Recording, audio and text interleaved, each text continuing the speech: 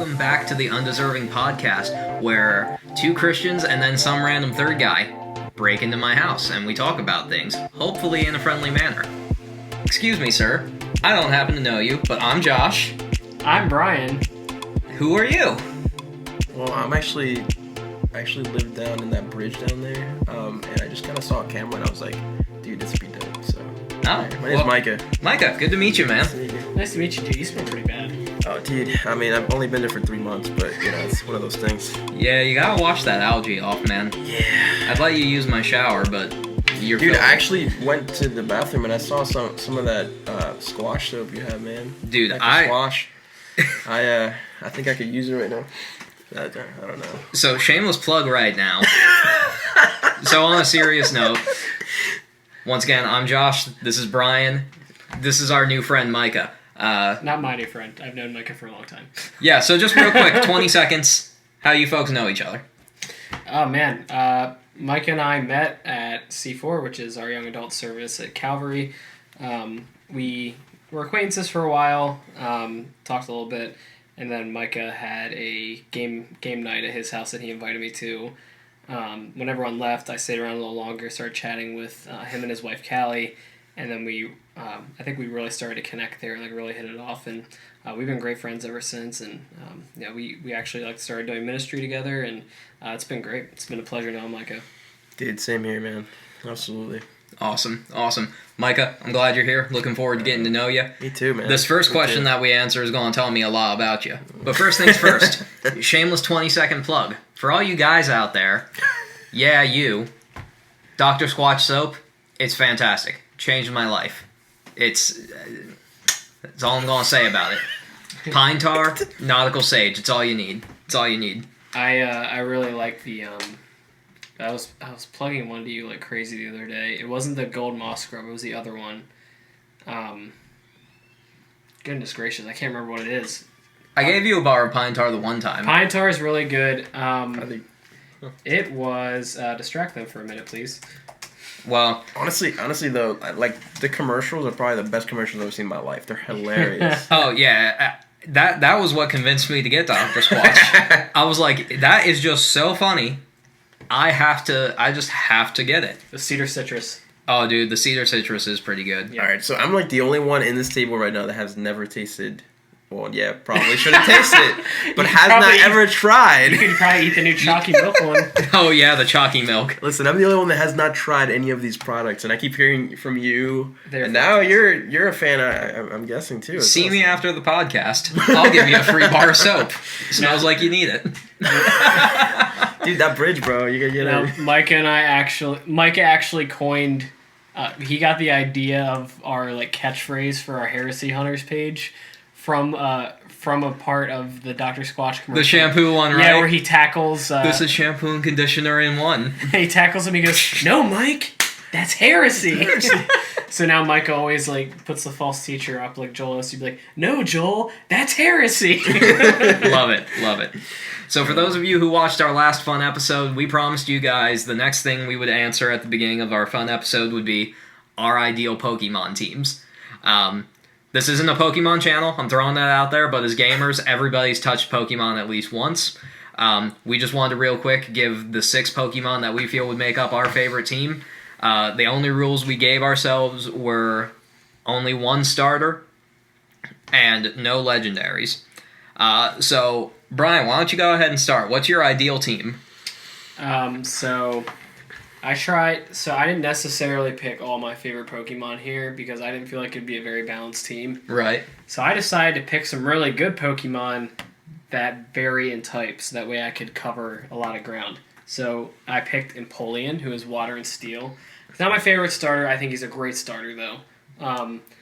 And I also picked Hydrogen, who's probably like in my top 3 favorite dragon types, who is Dark and Dragon. Dark and Dragon are 2 of my favorite types, hands down. Then I picked Camerupt, really good fire type. Also, he has ground. That really helps out. Abomasnow, who is just probably like one of the only good ice types. Yeah. And he's also grass, so that... I disagree, but alright. Shut up. You have your chance to speak. Yeah. Then I picked Heracross, who's bug and fighting, because Heracross was so broken in the original game. Yeah, it was. And I picked one pure type, and I'll tell you why. I picked Electros. I don't think, like, attack-wise, he's the best, but, dude, he has no weaknesses unless, like, you use an ability that negates Levitate, because his Levitate ability makes it so the ground moves can't hit him, and his only weakness otherwise would be ground type. Oh, so, wow, he is pretty invincible. Yeah, he's... I forgot he had that ability. Yeah, he's OP, bro. Yeah, it's pretty awesome. Man, that's really not fair. Yeah, he's going to be the star of the show. So was that your 6? Was that it? Yeah. Dude, that's a pretty solid team. Thanks. How about you, newcomer? How about you, Micah?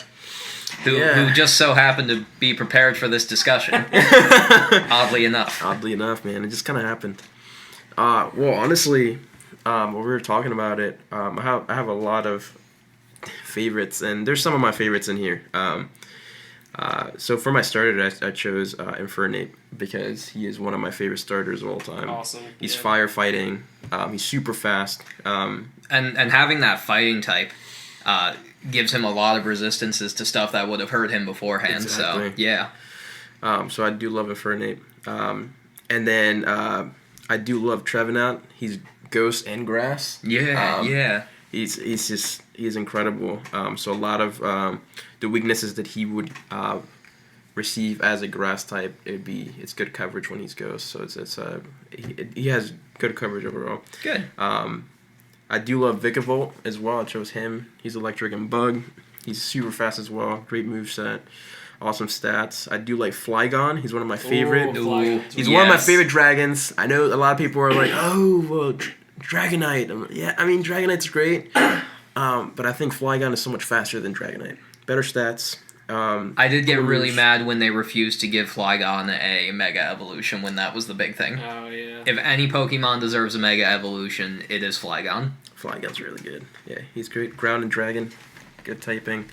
As my water type, I always, depending on what generation, I like going with Slowking. Okay. Or like Slow Bro. Like I do love him because he's psychic and water, so I think it covers a lot of ground. He's also, his defense stats are really good, and his attacks fairly well too. And Frostlass is my last one because he's last. I think that Frostlass is one of the best ice types. This is why I said I disagreed, because he's a good one. He's ice. He's ice and ghost, and he's very fast and has really, really great stats. I didn't as well. say Abomasnow was the best. I said he was one of the best. Oh, I'm sorry, I misunderstood. My first experience with Frostlass was playing Pokemon Mystery Dungeon. After you beat the main story, you can go save and explore Caesar, and you fight a Frostlass at the end of that dungeon. I'm just saying, you got a Frostlass with Ice Beam and Ice Beam, Shadow Ball, and I think you could. I think if I'm not mistaken, you could teach him Fire Punch as well. I mean Ice, not Ice Punch. Thunder Punch. Thunder Punch. I'm not completely certain on that, so please don't kill me. I'm not sure, but I don't know. I think the idea of just having Ice and Ghost, Ghost is my favorite type. That's a solid list, man. I like that. My list. Gotta go with Typhlosion as my starter. Cyndaquil's my favorite. Typhlosion, he's a pure fire type. But he can learn so many coverage moves to make up for that. He can learn Rollout, Earthquake, Thunder Punch. He can even learn Solar Beam. So, gotta go with my boy Typhlosion. He's fire. I forgot he could learn Solar Beam, bro. That's insane. Yeah. Gallade, Psychic Fighting type. Psychic types are broken in pretty much all the games. So it's just always good to have one of those on your team. That fighting type gives him dual purpose. He's really cool looking. He can Mega Evolve. Super awesome moveset. He's fantastic. Aggron. Steel and Rock type. Aggron, yeah. Covers some fairy types, Definitely don't want to put him up against like a water type or anything, but he's bulky. He hits hard. He can take a hit. He can Mega. He can Mega too. Mm-hmm. From Sun and Moon, Golisopod. Bug and water type. Great typing together. This is like that generation where they really started making bug types like not the weakest things ever. Mm-hmm. And Bug has a lot of utility, especially if you have to fight a grass type or something. Or a psychic type. And they learn poison type moves. Yeah. My pseudo legendary for the team, Dragonite. I love Dragonite, you know? This one's more of just like he's big, derpy, and adorable kind of thing, but he could still like wipe the floor with like 90% of the other Pokemon anyway. And then I also chose Trevenant.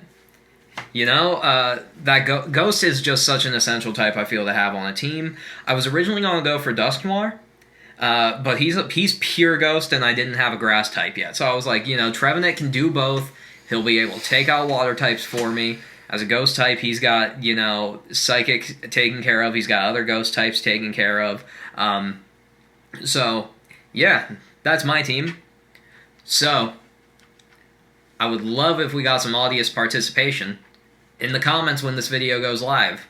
I want to see people commenting whose team you thought was best, or why our teams all suck, and what your ideal team is. Yeah, that'd be Cool. Do you guys remember when Pokemon Go first launched, like all the controversy surrounding it? Oh my People, gosh. Yeah. Well, did you hear, I don't know if it's true, but I heard that people were catching Pokemon in the Holocaust Museum, and they released... Jeez. No. Like I said, I don't know if this is true. Was it a Ghastly? People were releasing Ghastlies and catching Ghastlies in the Holocaust Museum, and I'm like, that is so messed up. It's so bad. Yeah, or the story about that one American teenager who accidentally crossed the border into Canada. What? Yeah, he was like playing Pokemon Go, not paying attention, you know, trying to catch stuff, and he like crossed from America into Canada or something, and he just didn't know. I'm like, how do you not know when you go across a border? Yeah, that's insane. Whoops. I mean, I heard Oops, I may have just committed an act of war. But at least I got Pikachu. Yeah, really. I mean, I've heard of people like just like getting into accidents and whatever. Like there was a story when it first happened of this of people using lures. You know how like they had lures and a bunch of Pokemon came in, whatever. Yeah. There's some people that since they got so big and there's so many kids doing that, they started putting lures up, and then when kids got there, there was a lot of like actual like this just got serious, but like I just made this serious, but like there's a lot of like, you know, like sexual assault and a lot of stuff surrounding that. And like there's a lot of horrible things that happen. Not because of the game, but just because people were just perverse. But yeah. But there's a lot of horrible things that happen around it. But apart from also like funny stuff like that. Yeah, it's crazy. Ooh, well, way to make a fun episode serious, Bridget. I'm sorry. I'm just saying it's crazy. And that's the Undeserving. No, I'm kidding. No, my Crazy. I used to go to church out in Ephrata, and my church was actually a Pokestop. What? Yeah, Okay. yeah, like that, and there were so many weird Pokemon that were like around our church that just weren't in the other area. So we're always having people come to our church, and I'd be like, "Oh, hi, welcome," and they're like, "Nah, dude, I'm just looking for this Pokemon," and I'm like, "I respect that." You don't even have to be seeker friendly at that point. Yeah, no, I'm just like, okay, I challenge you to a battle. No. After the service, come and listen. Yeah, so what else is going on in the world? What else is new, guys? Oh, dude.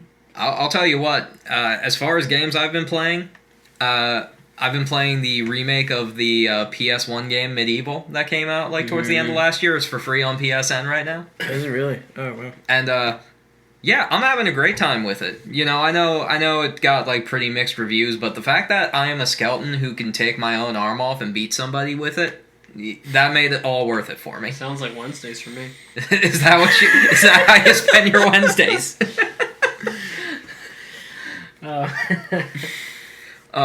You know what thought just popped into my mind though? What? We're gonna have to do like an Undeserving Christmas episode before too long. Oh yeah, dude. We'll talk about the story of Christ, but not talk about his birth. We should talk about why John 1:1. Talk about all of the themes of Christmas. Christmas without touching the original Christmas texts. Yeah, honestly. Dr. Walter Martin did a sermon on John 1:1. He said, "This is the heart of Christmas." And I feel like we should do the same thing. That's Love really it. good. Yeah. Love it. Walmart's amazing. Dude, we can get ugly Christmas sweaters. Oh man, I don't know how I would look in a sweater. I don't know how you look now. I'm just kidding. I'm just kidding. Go back to the bridge. Yeah, go get people to pay you some tolls. Oh man, Micah, talk about the game you just told me was better than The Last of Us. all right. Disclaimer to everyone who is going to get seriously butthurt by this, like Bryan just did. Hi. I think that since I started playing this game named Days Gone, and Which I also think is a great game, by the way. it's a great game. I think it's possibly one of the best open world zombie games of all time, in my opinion. This is my opinion. I played Dying Light. I played a lot of all the Resident Evil games, even though Resident Evil is a really open world. But I played a lot of open world zombie games, and I think this one by far has one of the best graphics I've ever played, the best story I've ever played. And I played The Last of Us. Last of Us 2 is trash, but Last of Us 1... The Last of Us 2? Yeah. There's no Last of Us 2. Do you mean... Good point. Do you mean that fan fiction that came out? Yeah, well, I mean, some people played it and they said that it was better than the first one. I think it's trash. They're heretics, bro. Yeah, they are. But anyways, That's like when people were trying to tell me there was a fourth Indiana Jones movie. Good point. Or Mass Effect Andromeda? Dude, I think movies is a great topic too, by the way.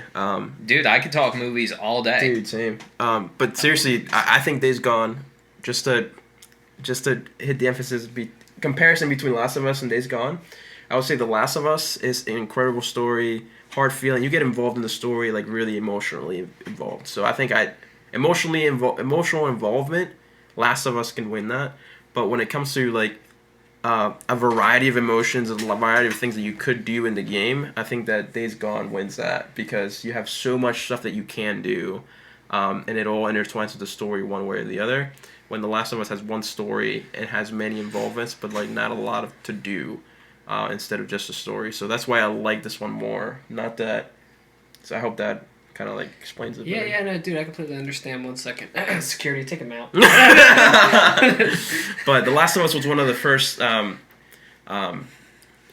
Days Gone and The Last of Us, I would say, are the best of all time.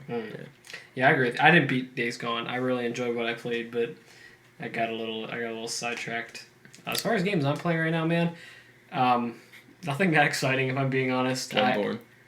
I feel like that's what you're always playing. No, I actually bought Crash 4 recently, and I started playing it, and I liked it, but then I was like, I think I want 100% the first 3 Crash games first, so I'm working on getting all the golden time relics on 2, then beating 3, getting all the golden time relics, and going to 4. Oh, wow. Such a good game. Such a masochist. I know. Being a completionist is a hard. Did you guys ever play Spyro growing up? Yeah. Oh, dude, I have the Reignited trilogy. You do? I do too. I love it. Yeah, I love it. It's really good. I 100%ed all of those.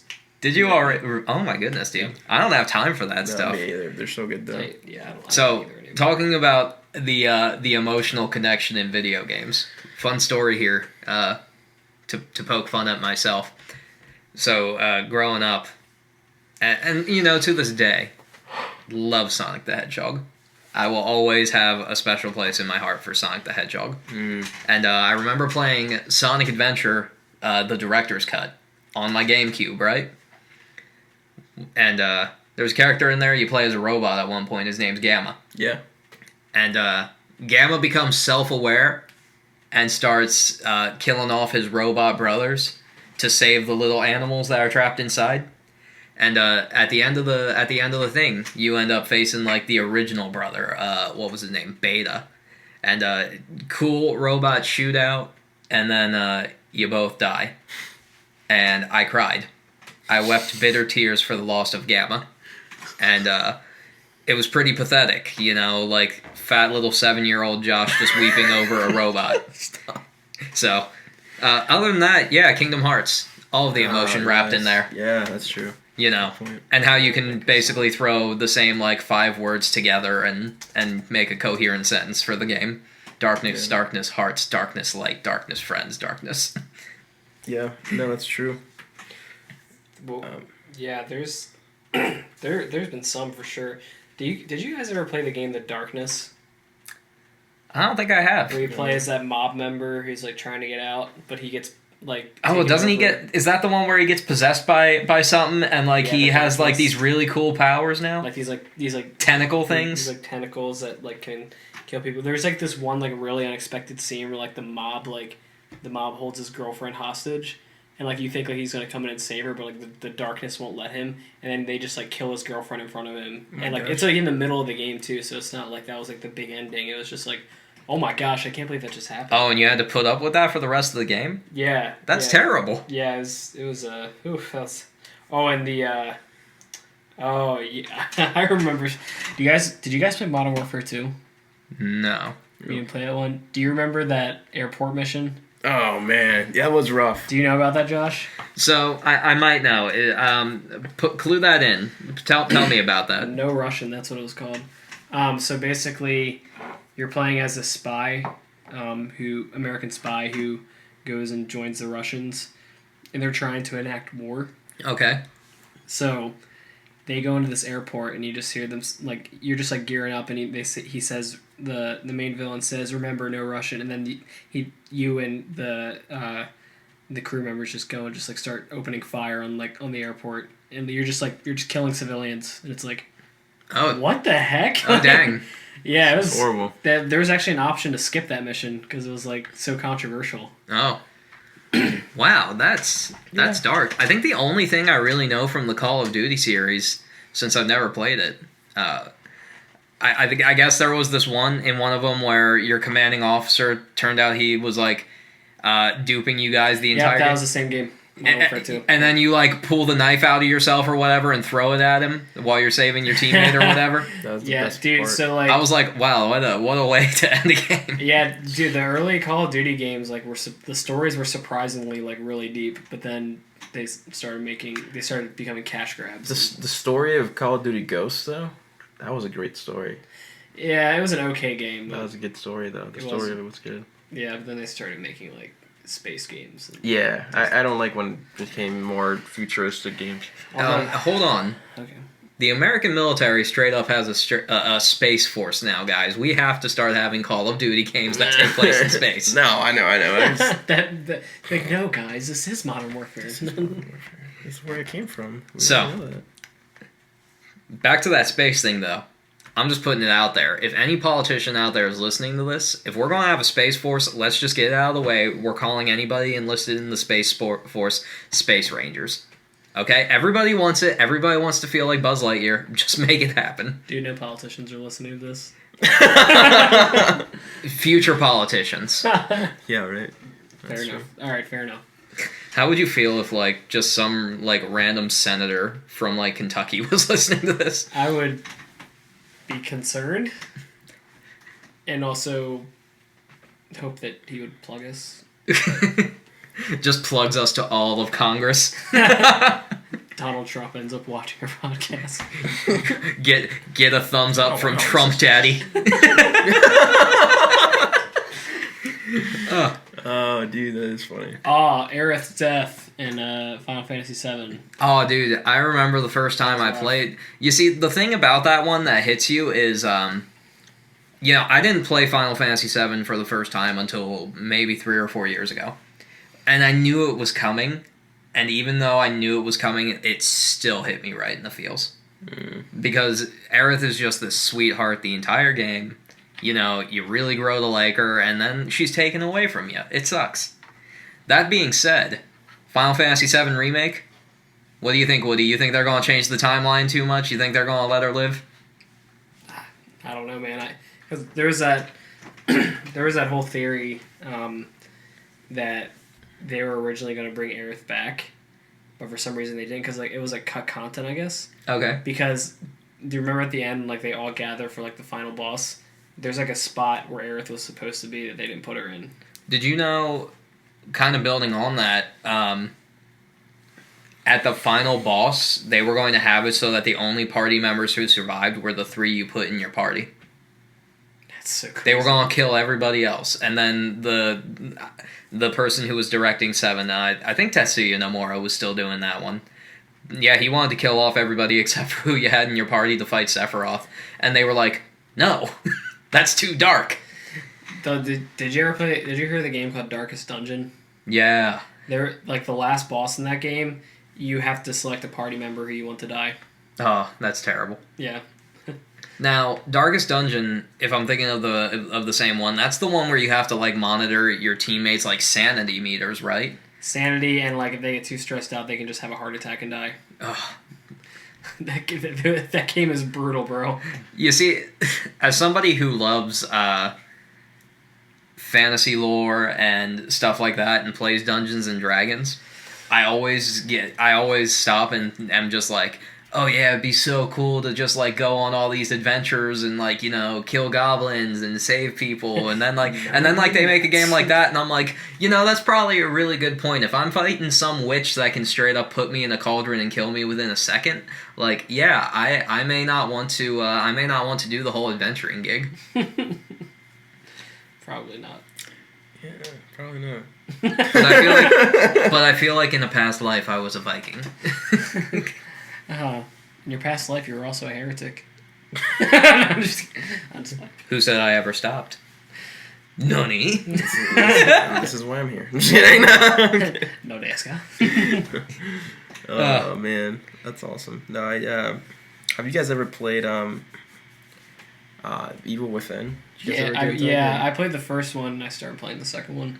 I think I played a little bit of that. They're really good games. They're really hard. Yeah, you're not a huge horror fan, are you, Josh? Usually not. The kind of games I stick to are RPGs and JRPGs. Yeah. Some action adventure. Do you guys play any sports games? No. I played. I played Skate 3. Skate. Does that count? Okay. I mean, I played one of the US. I used to play the WWE games. I played one of those I still games. like them. Yeah, they're fun. Yeah, I think it was back in like 2012, 2013. There was a game that came out, WWE All-Stars. And it was great because every character in there was like superimposed muscly. Like it didn't matter how skinny or scrawny they were in real life. They made them like buff. Buffed up. It was like super buff. And it was awesome. You could do special moves and like, you know, the thing that got me every time was you could jump off the top ropes to get an enemy, right? But here's the thing. You could see your character following them if they tried running away. Like, you would jump off the rope and see them try and run, and they'd be like, BAM! And I'm just like, what? People are not missiles. Yeah, that is funny. The newer ones, like, I do enjoy playing them, but I think the most enjoyable part of them now is the fact that you can make your own character and, like, have a story and, like, kind of go through the whole thing. Like, you go through, like, you know, the training centers and then go through, like, NXT and then go through the actual WWE. Like, a whole process of how it would happen in real life. Right. So I guess that's, like, the fun part about it when you see, I don't know, if you're into stuff like that, like I do like playing games that's more like, hey, there's a sort of preparation to get somewhere, and it's and even for like a wrestling game like that, it's actually kind of neat that you can do something like that. Here I am over here, completely uninterested in any kind of sport, wishing I knew what you were talking about. It's same thing with like all the, I don't know, like it really depends. No, I actually did play one sports game when I got my Xbox 360 at first, because my dad like still played video games a little bit then. Not really, like he was never like a gamer or anything, but he used to play like have you guys ever heard of Soldier of Fortune 2?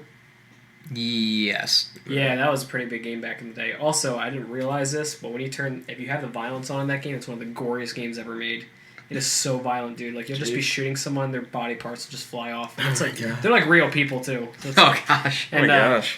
But, like, I wasn't allowed to play. I was allowed to play it back then, but, like, I wasn't allowed to play with the gore on. And then one day I turned the gore on, and I was like, oh my gosh. Wait, how about, what about Mega Man? Did you guys ever play that growing up? Yeah. Oh, dude. Well, I tried. It was such a dude. hard game. It was hard. It's so fun, though. Wait, really quick, the sports game I played, because my dad had it, was NHL 10. Okay. That game was actually kind of fun, I will admit. I'm not interested in hockey at all. I'm not interested in any kind of sport. Don't watch football, don't watch hockey, don't watch baseball. But NHL 10 was kind of fun to play, I'll admit. I feel like hockey is at least more enjoyable for me to watch out like the main sports because fights. Yeah, because like straight up, somebody can be playing, somebody can just be shooting the puck around 1 second, and next thing you know, guy gets like, mad for no reason, throws his glove off, and starts punching people. I love it. But hey guys, we are, looks like we are about out of time. Darn. Yeah, so next episode, sounds like we're going to be talking about some movies. We could also, maybe, we'll decide this later, we could talk about our favorite church history figures. Ooh. That could still be a fun episode. Yeah, we'll talk about what made that church figure so fun. Let's do it. Awesome. Next time, Undeserving Podcast, fun episode, Church Fathers, why we love them, and some of our favorite movies. Once again, thank you guys for watching the Undeserving Podcast. We're so grateful to you all for our support. Your support. Your support. For the support that you give to us, that becomes our support. Whatever, you know what I mean. Questions, concerns, comments, death threats. Undeservingpodcast at gmail.com. We also have a page on Facebook. And until next time, I'm Josh. I'm Bryan. I'm the guy down the bridge. And we thank you all for your support. God bless. Oh hey, you guys stuck around a little longer.